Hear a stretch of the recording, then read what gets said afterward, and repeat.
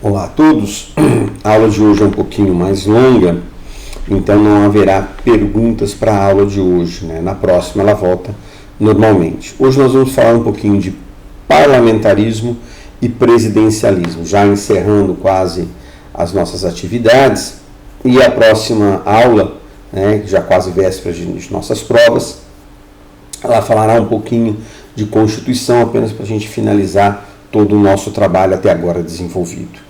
Então, quando a gente fala de parlamentarismo ou de presidencialismo, nós estamos, na verdade, falando de sistema de governo, né?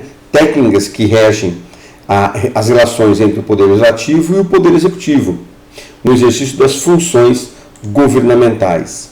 Então, para eu fazer uma separação bem simples para vocês, eu vou trazer características do presidencialismo e características do parlamentarismo.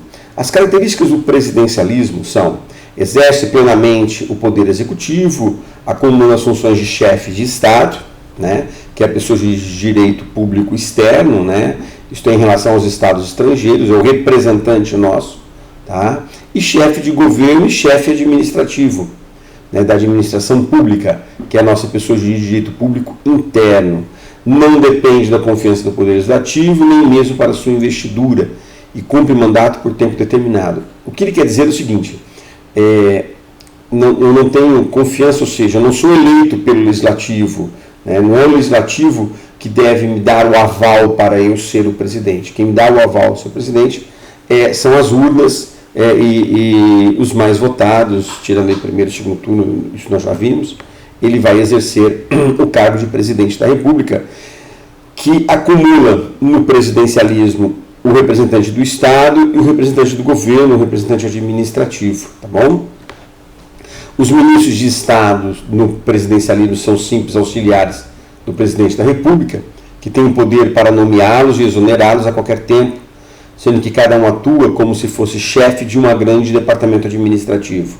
Quando o governo é criado aí repartições, né, obrigações que são dadas, outorgadas e determinadas na Constituição Federal.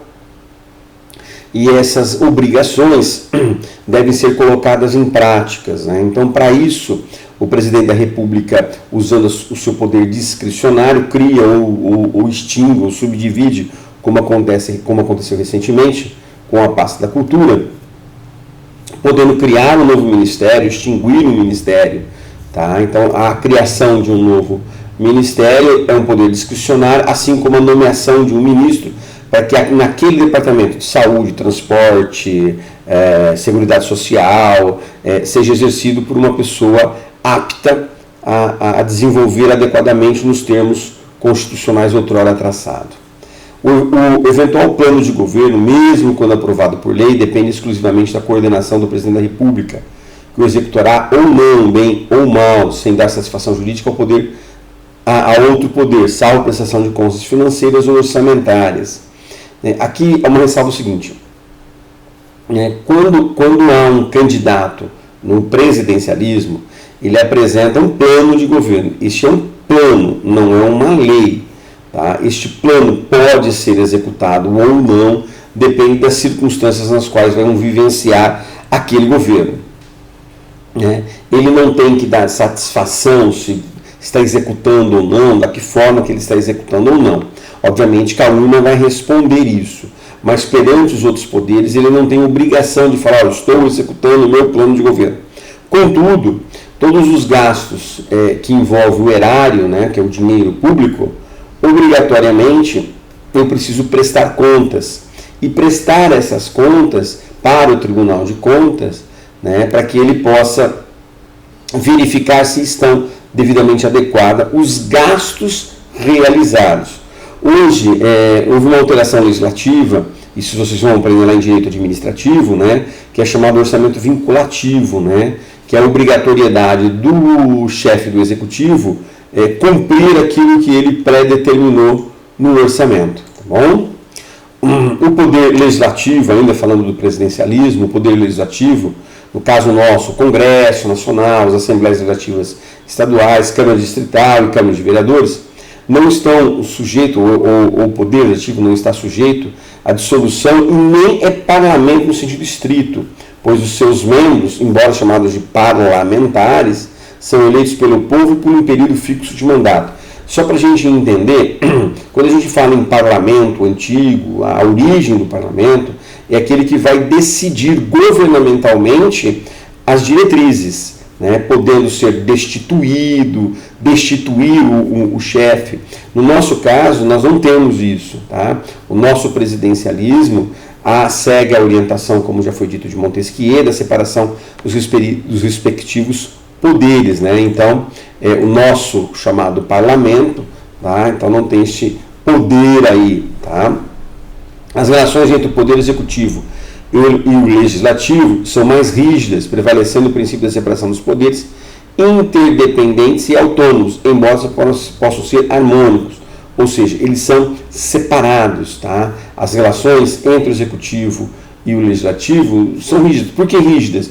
Porque estão previstas as formas dentro da nossa Constituição Federal e o alcance e suas devidas obrigações. Tá? Tanto o presidente da República como os parlamentares que representam o poder legislativo, são eleitos democraticamente pelo sufrágio universal, que é o nosso caso aqui no Brasil. Tá bom? Então, essas são as características do presidencialismo. Agora, as características do parlamentarismo. Nós não vivenciamos o parlamento, já fizemos uma vez o parlamento, isso em 1963 ou 64, se minha memória não me falhe.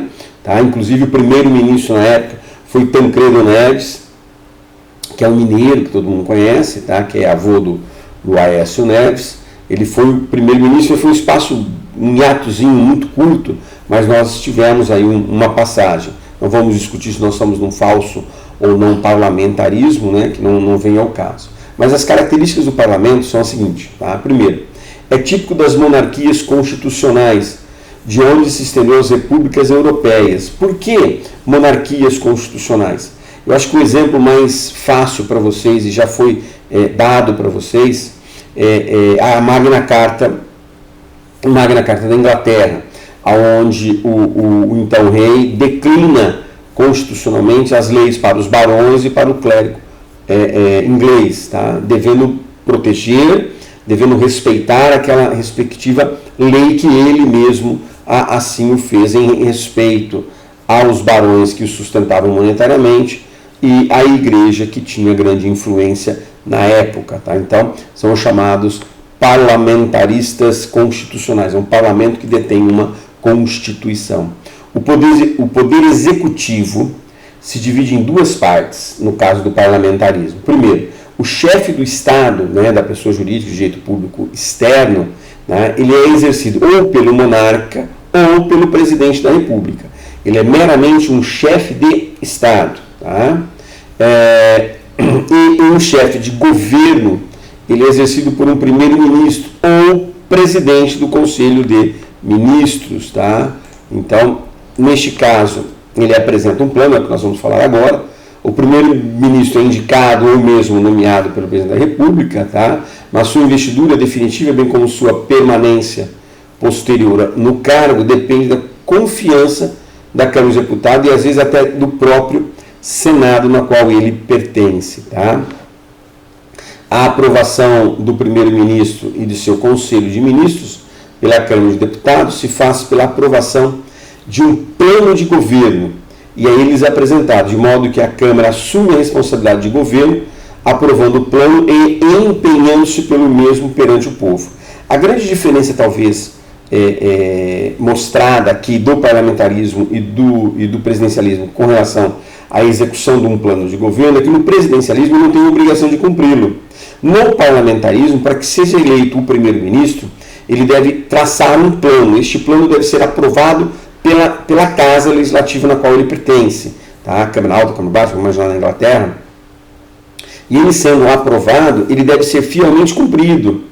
Se não for cumprido, se ele não conseguir o cumprimento, ele é destituído. Então, talvez o grande marco aí é que você sabe exatamente qual é o plano a ser traçado. Então, quando ganha a maioria da direita, da esquerda, do centro, ele apresenta um plano, ele apresenta esse plano para os demais. Devidamente aprovados, é nomeado um primeiro-ministro daquele partido que foi o ganhador. E ele deve executar aquele plano. Então, esta execução deste plano deve ser devidamente cumprido. Se não for, ele é destituído, ele é retirado de seu local. O governo é assim exercido por um corpo coletivo, que são os legisladores nosso, orgânico, de um modo que as medidas governamentais implicam na atividade de todos os ministros ou todos os ministérios, né? Então, o primeiro-ministro, ele que faz toda a questão de governo, né, através do plano que outrora foi aprovado pelos seus pares, né, ele deve ser exercido pelos seus todos, tá bom? O poder legislativo aí, ele assume no parlamento funções públicas governamentais mais amplas, transformando-se em parlamento aí, tá? Na medida em que compreende também os membros do governo. Então, o parlamento, ele é composto pelo legislativo no parlamentarismo, pelos próprios legisladores e também pelos governantes. Por quê? Porque eles em conjuntos, nomeados por eles, administrados por eles, eles representam o governo. Então, quando se tem que fazer uma relação internacional, é o monarca ou o presidente da República. Quando se tem que governar internamente, quer dizer, ou seja, o representante da pessoa jurídica de direito público interno, este é o primeiro-ministro que assim o faz de forma mais adequada, tá?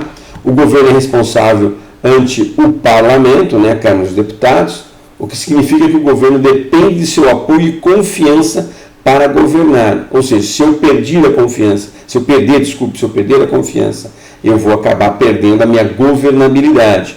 No caso do presidencialismo, ele só seria retirado aí com o impeachment, né, com o impedimento do próprio exercício por algumas razões, né?